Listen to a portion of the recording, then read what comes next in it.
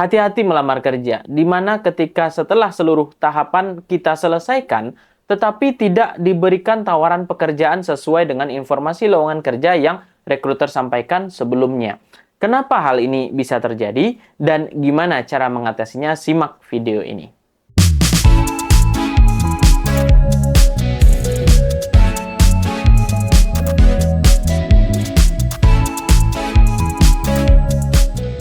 Sebelumnya, saya mendapatkan fenomena ini dari informasi beberapa orang teman-teman saya yang juga mengalami hal yang sama, termasuk nih beberapa kali saya juga mengalaminya sendiri, di mana case-nya adalah ada perusahaan yang membuka lowongan pekerjaan, misal posisi yang dibuka adalah posisi supervisor dengan status PKWTT atau karyawan tetap.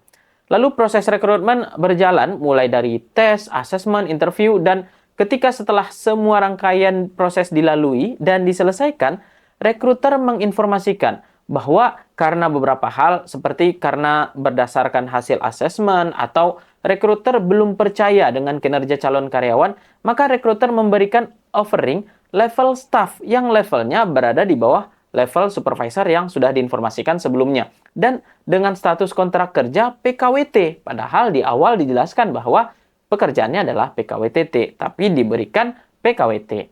Nah, pada kasus ini, kesan yang muncul adalah yang pertama nih, perusahaan ini baik banget karena masih memberikan tawaran kepada kandidat. Walaupun hasil asesmennya menunjukkan bahwa pelamar nggak sesuai dengan kriteria yang diinginkan oleh rekruter.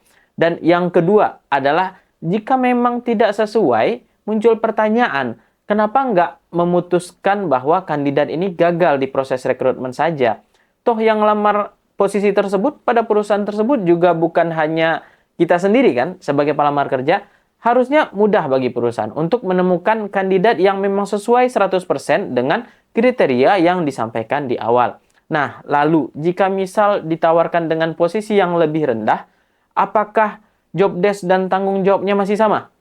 Jika masih sama tentu aneh bukan? Karena secara posisi berada satu level di bawah yang diinformasikan. Harusnya job desk dan tanggung jawabnya juga satu level di bawah juga. Dan jika misalkan karena rekruter belum percaya dengan kinerja kandidat, harusnya bukan kandidat yang menerima dampaknya dengan mendapatkan tawaran satu level di bawah yang sudah disampaikan sebelumnya. Tetapi proses rekrutmen yang dilakukan oleh perusahaan lah yang seharusnya dievaluasi. Karena tidak bisa menghasilkan tingkat kepercayaan diri perusahaan atau tingkat confident pemilihan karyawan yang tinggi. Artinya mereka sendiri nggak yakin dengan kandidat yang mereka telah proses sesuai dengan proses internal perusahaan. Serta juga dalam peraturan perundang-undangan juga diatur bahwa PKWTT juga diperbolehkan diadakannya masa probation alias masa percobaan.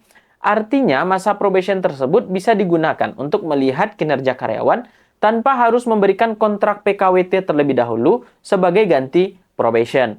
Lalu karena dengan alasan ingin melihat kinerja karyawan dulu selama 1 tahun, sehingga diberikan kontrak PKWT. Apakah ada jaminan jika 1 tahun selesai dan jika kinerja KPI bagus akan diangkat menjadi PKWTT? Dan jika tidak, bagaimana? Tentu yang mendapatkan risikonya adalah karyawan itu sendiri. Serta kinerja KPI ini tidak hanya ditentukan oleh karyawan saja, tetapi juga atasan. Artinya, jika si karyawan sudah berusaha segigih mungkin untuk bekerja, namun belum tentu kinerja KPI-nya akan bagus, karena KPI juga dipengaruhi oleh bagaimana cara atasan memanage karyawan atau bawahan tersebut. Akhirnya, dalam posisi ini, kandidat bisa berasumsi kemana-mana, yang mengerucut pada 2 asumsi. Yang pertama adalah benar memang sesuai faktanya, di mana kandidat tidak memenuhi kriteria atau rekruter belum percaya dan perusahaan ingin melihat kinerja karyawan terlebih dahulu. Atau yang kedua nih, oknum rekruter sengaja untuk memanipulasi hasilnya supaya perusahaan bisa mendapatkan karyawan yang sesuai dengan job desk dan kriteria, namun dengan kos atau biaya yang lebih murah.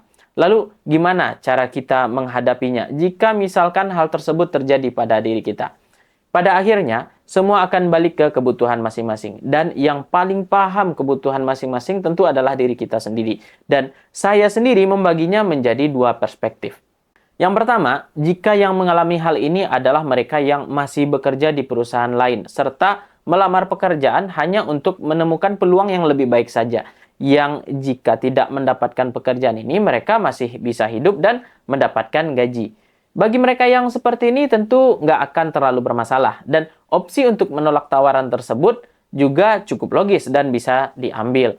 Lalu perspektif yang kedua nih, yaitu jika yang menerima hal ini adalah orang yang butuh pekerjaan, yang jika misalkan mereka tidak mendapatkan pekerjaan ini, anak, istri, keluarga mereka itu nggak bisa makan.